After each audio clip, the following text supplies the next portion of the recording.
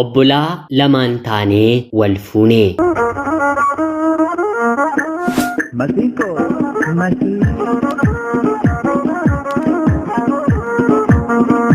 Yuyyaa ashama akkam jirtu kabajamtootaaf hordoftoota qophii keenya. Nagaaf jaalalli tokkummaan bakka jirtan hundaatti hunda keessaniif yaa ta'u jechaa guyyaa har'aallee seenaawwan nama barsiisanii keessaa tokko isiniif qabadheen dhiyaadheeraatii hanga xumura qophii kanaatti laayikii fi sheer akkanumallee sabskiraayib gochuun na waliin tura. Seenaa kana dhaggeeffachuu yeroo jalqabdan laayik gochuun eegala. Laayik gochuun keessan yeroo kamiyyuun olitti baay'ee waan na fayyaduuf chaanaliin kun akka guddatu jajjabaatu kan barbaadan laayik gochuun na jajjabeessaa jecha. Seenaa kana keessatti miironni dhageettiif ulfaatoo ta'an bakkoota muraasatti waan jiraniif dursaatii sammuu keessan of qopheessaa jechaa kallachumaan gara seenaa kanaatti kan isin dabarsu ani Gammachiis Tashoomeeti.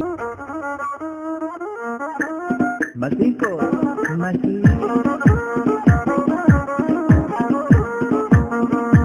Obbolaa lamaan taanee wal fuune. Yeroodhaaf maqaa kiyya himachuun barbaadu kanan dhaladheetti guddadhee jiituu magariituu Oromiyaa keessatti barnoota kiyyas kutaa 1 hanga 10tti baradhee xumureera. Kutaa 10ffaa booddee kolleejjii barachuuf yaaleen haa ta'uutii garuu otoo hin xumuriin jireenyi addaan na kuchisiiseera.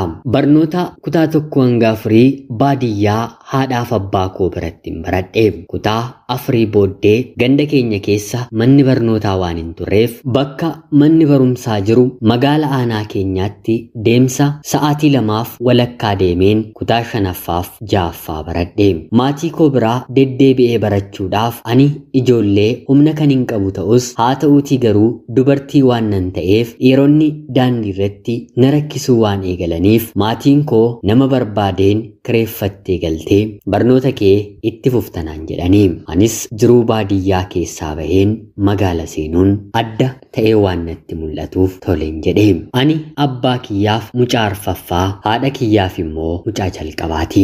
Abbaan kiyya barri otoo hin jabaatiin haadha manaa 3 fuudheera. Har'allee dhalchaa waan jiruuf abbaan koo ijoollee meeqa akka inni qabu sirriitti illee ani hin beeku. Maarreegaa barnoota kutaa 6ffaa ijoollee dubartoota kireeffatan naaf barbaadee isaan bira na galche. Naannoo baatii 4 isaan bira taa'een ergan baradhee booda haadhaan tokko kan hin taane ijoolleen abbaa koo akkanuma abbaan koo mana kireeffatanii fi kutaa 9ffaaf 10ffaa barachaa waan jiraniif abbaan koo mana kiraas ta'e nyaata bakka lamatti hin kanfaluu hin ergu atis isaanitti dabalamiitii waliin jiraadhaa jedhee na dide. Ijoollee abbaa koo kana waliin baadiyyaa yeroo turre maatiidhaan haati koof haati isaanii nuyi ijoolleen illee akka diinaatti wal ilaalla. Haa ta'uutii garuu jireenyii fi barnoonni dirqiin walitti waan nu fiddeef obbolaa lamaan haadhaaf abbaa tokkorraa kan dhalatan intala wasiila keenyaa fi ana taanee mana tokko keessa waliin jiraachuu eegalle. Barnoota kutaa 6ffaa naafis seeraan hin xumuradhe. Gara kutaa 7ffaattis nan darbe. Qabiyyeedhaan barnoonni kutaa 7ffaa dubartootaaf ni ulfaata jedhama. Ulfaachuusaa mana barumsaa guutuutu odeessa. Anis akkuma eegaleen kan duriin ol qayyabachuu obboloota koo yookiin immoo ijoollee abbaa koos na qayyabachiisaa jedheen rakkisuun eegale. Kanaan isaanis dabareedhaan na dubbisiisuu eegalanii. Walumaan jiraachaa otoo jirru intalli wasiila keenyaa dhukkubsatee barnoota addaan kutti. Yeroo kanatti mana keessa kan jiru nama 3 taane. Gatii kiraas wal danda'uuf yeroo hedduu barattoonni kan galan 4 ta'aniiti. Maarree obboleessi keenya inni hangafaa eega isheen baatee jaalallee koo bakka jirtutti ijoolleen ishee waliin galtu rakkisaanii waan jiraniif nan fidadhaa wanta buusamu buustee nu waliin haa jiraatu jedhee nu gaafata. Yeroo kanatti anis obboleessi koos tole fidadhu rakkoon qabu jenneeni. Duras jaalallee isaa fidatee mana ni dhufa ture. Manni kutaa 1dha. Tilmaamaan meetira 3 meetira 4 yookiin immoo kaaree 12 mana ta'udha. Bakki ciisichaas bakki itti qo'annus bakki itti bilcheeffannus hundumtuu manuma kana keessatti. Siree ciisichaa yookiin immoo firaashii 2tu jira. Dur anaa fi intala wasiila koo sanaan immoo obbolaa lamaantu qofa qofaa waliin ciisnaa. Amma eega intalli kuni dhuftee booda guyyoota jalqabaa ana waliin ciistee haguma guyyoonni lakkaa'amaa dhufani garuu obboleessi hangafaa obboleessa isaa biraa ka'ee isheenis ana biraa suuta jettee kaatee lafa qullaa gidduutti walammatanii buluu eegalanii. Masinko,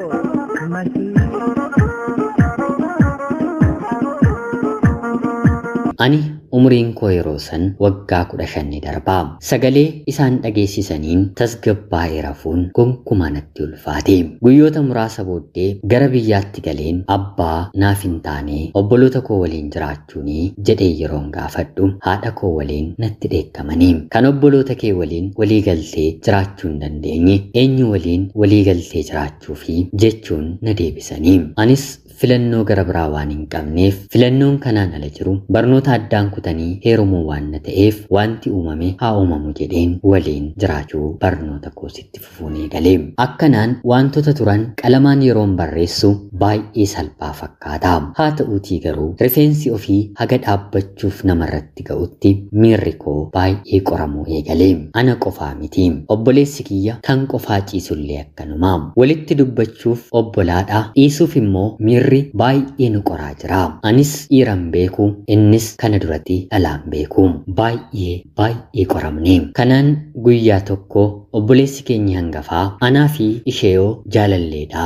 Boroo haadha manaaf abbaa manaa waliin taanaa bakka ciisichaa firaashii tokko nuuf gadhiistanii maaliif ofii keessan kara tokkoon hin ciistanii jedhee nu gaafata. Yeroo kana anii fi obboleessi koo toles lakkisin jenneeni. Galgala sanarraa kaasee jaalallee isaa waliin siree tokkorraa walammatanii ciisanii. Naannoo halkan sa'a 4 yeroo ta'u ifaanis dhaame. Obboleessi koo haadhaan gargarii darbee ciise. Ani dhiira waliin siree tokkorra waliin ciisuun waan natti ulfaateef dukkanuma keessa taa'umsarran taa'e. Sa'aatiin haguma deemaa dhufutti obboleessi koo jaalallee isaa waliin sagalee nama jeequ, miira kaasu, hirriba nama dhorku dhageessisuu eegalanii. Yeroo kanatti illee waan baay'ee natti ulfaateef balbala banadhee gadi ba'een taa'uun filadhe. Yeroo sagaleen mana keessaa tasgabbaa'us manatti ol deebi'een taa'umsarran ciise. Kanaanis halkan dubartummaa koo qoru baay'ee ulfaataan dabarse. Ganama barii ka'een gara barnootaa kan hin deemuu qabu gara baadiyyaa mana haadha kooti si'a lammaffaaf hin galee. Maaf dhufte naan jennaan na dhukkubee jennaan maallaqa mana yaalaa ittiin deemuun dhabee jedheen haadha koos abbaa koos nan sobee. Yeroo kana isaanis maallaqa naaf kennanii bor barnoota akka nafne gabaa wantan dhufuuf sin ilaalanaan jechuun maallaqa naaf kennee abbaan koo na gaggeesse. Ammas kiyyooma kanatti hin deebi'ee. Halkan waanuma kaleessa ta'e deebi'ee har'as ta'e. Si'a kana garuu anaa halkan gadi ba'uuf jedhu obboleessa hangafaa waliin obboleessi quxisuu maal akka mari'atan hin beeku. Sagalee teeppii sirba ol qabuun yeroon balbala banu cufee harka isaan afaan koo cufuun na ukkaamsee dirqiidhaan na gudeede. Hagam nama ta'een miira godhadhus fedhii koodhaan garuu hin cabnee fi dirqamni jireenya ani sodaadhetti jireenya ani hin feenetti na galchite. Sanaan booddee takkaa ta'e mitiire anaa fi obboleessi inni quxisuun yeroo hunda waliin ciisuu itti fufne. Obboleessi keenya hangafaa icciitiin isaa akka hin baaneef nuufis icciitii keenya nuuf eega. Maatiin baadiyyaadhaa akka tasaa dhufanii yoo nu bira bulan anii fi jaalalleen obboleessa koo waliin bulla. Warri dhiiraa waliin bulu. Keessummaan kan dhufe dhiiras durbas yoo ta'e firaashiiwwan lamaan walitti bunnee dhiirri gara tokkoon dhalaan gara tokkoon nagaa fakkaannee ciisna. Anaa fi obboleessi koo guyyaa waan akkanaa walitti hin dubbannu halkan garuu waliin ciisna. Ijoollummaadhaan araada nutti ta'ee otoon beekiin otoon jaallatiin haadha manaaf abbaa manaa waliin taane. Masinko,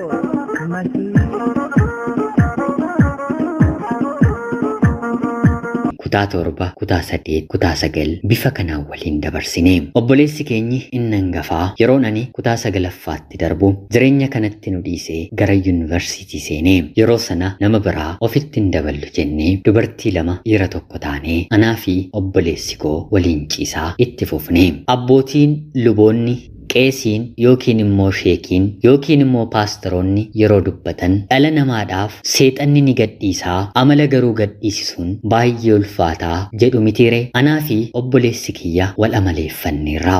Namni isaa nuun jedhus waan hin jirreef ganna baadiyyaarree yeroo jiraannu sababa uumnee bakka horii yookiin immoo qe'ee maasii namni itti nun argine deemnee yakka keenya raawwanna. Kanaan otoo jennu yeroon barnoota kutaa 9ffaa fixu obboleessi kiyya waliin ciisnu kutaa 12ffaa xumuree yuunivarsiitii seenee. Yuunivarsiitiin isa dhaqqabes fagoon turre. Qarshii 60 haga 80 kaffalamee gahama. Kanaan amalli nu bare waan jiruuf kutaa 10ffaa yeroon baradhu illee deemeen hoteela waliin bullaa. Baruma kana keessa qoricha ulfa dhorku expire date ta'e fudheen daa'imni gadameessa koo keessatti uumame.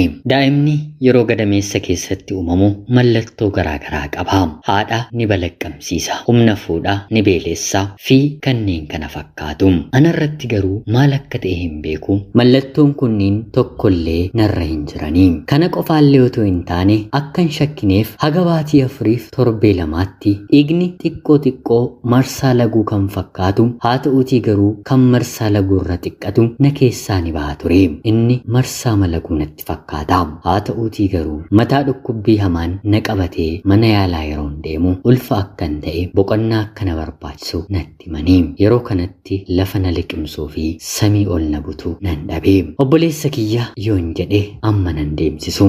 Abbaa manaa kiyyatti bilbileen rakkoon akkasii uumameeraa maalaa godhuu jedhee yeroon gaafadhu yoo dandeesse dafii baasisii yoo ba'uu dide immoo rabbitu uume waan na ta'eef nuti maal gochuu dandeenya. Iyyaadda'iin barnoota kiyya xumuree jennaan hojii akkuma argatetti icciitiidhaan wal fuunee waliin jiraanna naan jedhe. Argitaniire balleessaan keenya inni duraa nu gahuu didee kabiraa dabalachuufi anis abdii gara biraan qabu. Yeroo sanatti baay'ee wantan isa jaalladhuuf obseellee irraa turuuf waan hin dandeenyeef toleen jedhe. Gadameessa koo keessaa ulfa kana baasuuf qoricha aadaa ammayyaa overdoozii wanta nan hin fudhanne hin jiru. Jaarkiinaa abbaa liitira 20 guyyaa tokko ulfi kun haa ba'uuf garaa koorra ciisee bulcheera. Haa ta'uutii garuu gonkumaa hin taane. Baatii 4 guutuuf maatii kiyya ija isaanii otoo hin argin magaaluma manuman kireeffadhetti daa'ima kana ilma dhiiraa nan dahe. Akka rakkoon kun na qunnamis haadha koo qofaatti ergaa ittiin dhaame. Isheenis haga dandeesse abbaa kiyya dhoksitee midhaan maallaqa innaaf ergiti. Ta'us garuu gahaa miti. Eenyurraa akkamitti akkan ulfaa'e eenyuyyuu waan hin beekneef abbaan koo haadha koodhaan salphina isaa isa kan otoo hin beekin intalli kee na salphiste lamuu lammataa balbala koorra haa geessu jechuun argaa koo jibbee. Anis magaala aanaan jiraadhu daa'ima reefu dhalatte qabadheen mana shayii daabboo shuullee yookiin immoo ambaashaa waliin qopheessuun gurguradheen of jiraachisuu abbaa manaa koofillee erguun eegalee. Barnoota kolleejjii maallaqaanis eegaleen ture. Haa ta'uutii garuu daa'ima waliin gonkumaa wanta naaf hin danda'amneef addaan hin kutee. Kanaan abbaan manaan koos barnoota baratee ganna yeroo dhufu ana bira dabarsaa maatiidhaan obboleettii koo biran deema jechaa baratee eebbifame. Masinko,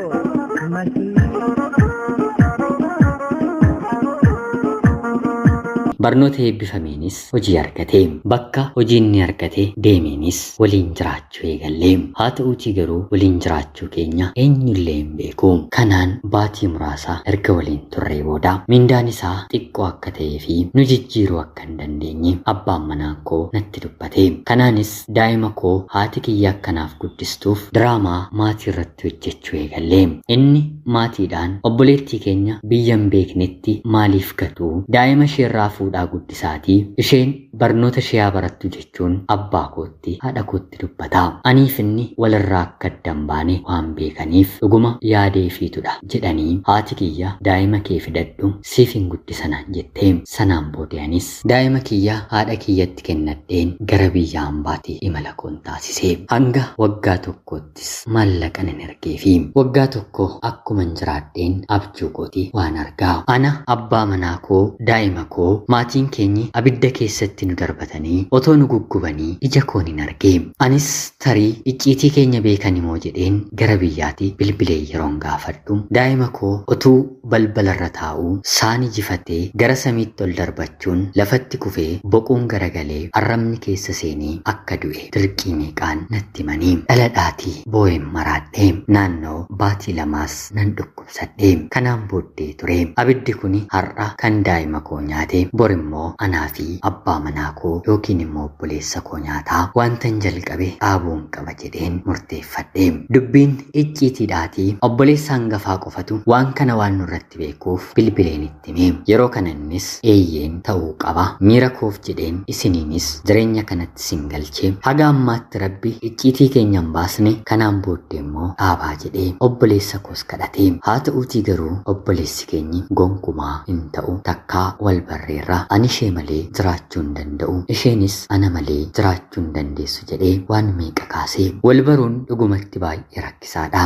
Kanaan kan ka'e obboleessi koo yookiin immoo abbaan manaan koo hojiis hojjechuu dadhabee gara maatiitti galee takkaa fayyaa takkaa immoo dhukkubsataa ta'ee maatii jeeqaa. Anis waggaa 2 biyya ormaa hojjedheen akkuma inni abdiin irraa kutatuuf baatii 2tti nama wal bareen gaa'ela waliin dhaabbadheen deebi'een gara biyya ormaatti godaanee jireenya koof furmaata kana kennus haa ta'uutii garuu balleessaa cubbuun kaleessa anii fi obboloonni koo lamaan raawwanneen sadan keenyiyyuu gatii keenya kanfalaa jirra. Obboleessi keenya hangafaa dhukkuba onnee qaba. Taa'ees yeroo dheeraa turuuf dhaabbatees yeroo dheeraa turuuf gonkumaa hin danda'u. Hojii kan jedhame hojjechuun isaaf fafaa. Obboleessi inni quxusuun sammuunsaa haga har'aatti ni geessa ni deebisa. Har'a fayyaa bor maraataa ta'ee qeetafee kan hafe ana ishee sadaffaadha. Biyya ormaan jira. Guyyaatti si'a 3-4 otoo nan funuuniin hin hafu. Marsaan laguu baatii guutuu yeroo narra dhangala'uun qaba. Harmi kiyya akka dubartii deessee dhiita'ee dhuka'uuf jedha. Boqonnaa sammuu kan jedhamu sammuu koo keessa hin jiru. Har'a kanaan jiraachaan jira. Icciitiin yakka keenyaa haadha abbaa obbolaa fira jalaa dhokateera. Haa ta'uutii garuu isa hundumaa argu uumaa kan ta'e Waaqayyo gooftaa jalaa garuu dhokachuu hin dandeenye. Meesin immoo kanneen seenaa kiyya dhaggeeffatan otoo isin ta'ee maal akka gootan yeroon kutaa 6 kutaa 7 baradhu duubatti deebi'aatii yaada keessan naaf barreessaa. Ana obboleettii keessan biyya hambaarraati. Ulfaadhaa nagaatti galatoomaa. Masiko,